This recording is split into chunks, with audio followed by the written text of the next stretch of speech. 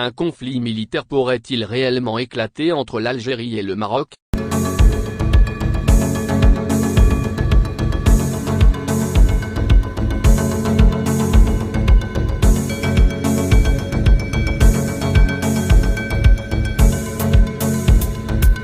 Les vives tensions qui opposent l'Algérie au Maroc viennent de connaître une nouvelle escalade avec la mort de 3 ressortissants algériens au Sahara occidental. Pour les autorités algériennes, ces 3 ressortissants, des camionneurs de profession, ont été tués à l'aide d'une frappe au missile dirigée par un drone marocain. La présidence algérienne a promis une riposte en affirmant que ce crime lâche ne restera pas impuni. Cette menace à peine voilée est-elle en soi une déclaration de guerre?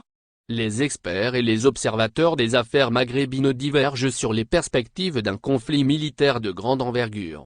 Mais certains d'entre eux craignent le pire.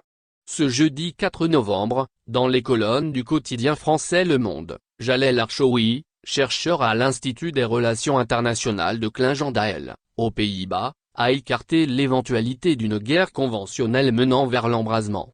L'Algérie va chercher à répondre au Maroc de manière indirecte et réaliste plutôt que s'engager dans une guerre frontale, dit cet expert qui travaille pour un institut prestigieux qui se veut être un groupe de réflexion indépendant et une académie sur les affaires internationales qui vise à contribuer à un monde sûr, durable et juste. Il est régulièrement consulté par le gouvernement néerlandais sur les questions de politique étrangère. D'après le même expert, l'une de ces formes indirectes pourrait être le renforcement de son aide militaire et logistique au Front Polisario afin d'élever le coût à subir pour le Maroc. Jalel Archoui a souligné également qu'il faudra aussi s'attendre à une probable intensification de la rivalité diplomatique entre les deux pays sur des dossiers régionaux comme au Sahel où l'Algérie s'affirme de plus en plus dans la perspective d'un désengagement des Français, et la Libye, où le Maroc a tenté ces dernières années de jouer un rôle de médiateur, avec les pourparlers de Skirat en 2015, puis de Bouznika en 2020, pourraient être ces théâtres où la rivalité se délocalisera avec plus d'intensité que jamais. De son côté, Kader Abdaïm, chercheur en France à l'Institut de Relations Internationales et Stratégiques, IRIS, spécialiste du Maghreb et de l'islamisme, et maître de conférences à Sciences Po, Paris, directeur de recherche à l'IPS et senior advisor au Bruxelles International Santé, BIC, est beaucoup moins rassurant et craint un conflit qui pourrait dégénérer en une confrontation armée majeure. À la chaîne de télévision TV5 Monde, cet expert a fait savoir que tous les indicateurs sont au rouge entre les deux pays. La frontière est fermée. Les relations diplomatiques sont rompues.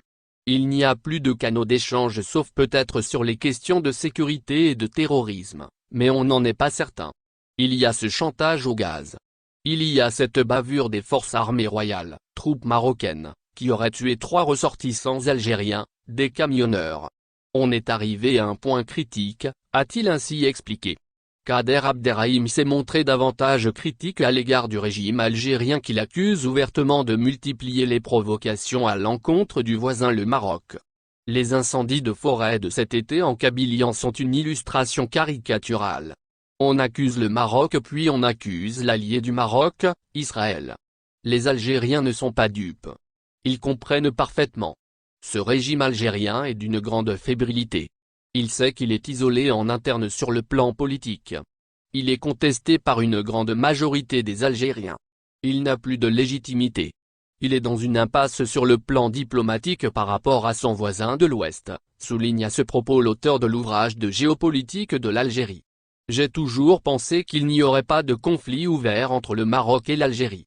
Je suis plus mesuré aujourd'hui. Tous les indicateurs sont au rouge. Nous ne sommes pas à l'abri d'un dérapage qui pourrait enflammer la région, avertit enfin ce professeur à Sciences Po Paris.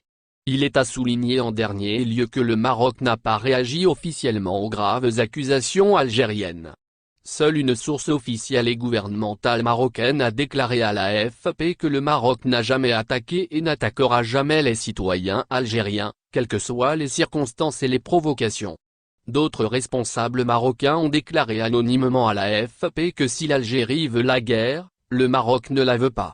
Elle ne se laissera jamais entraîner dans une spirale de violence et de déstabilisation régionale, et souligne que ces accusations sont gratuites. Ce jeudi 4 novembre, le porte-parole du gouvernement marocain, Mustapha Bettas, a déclaré aujourd'hui que le Maroc s'accroche au respect des principes de bon voisinage avec tous ses voisins, lorsqu'on l'interroge sur la tension actuelle avec l'Algérie qui accuse le royaume de la mort de 3 civils algériens dans une attaque au Sahara.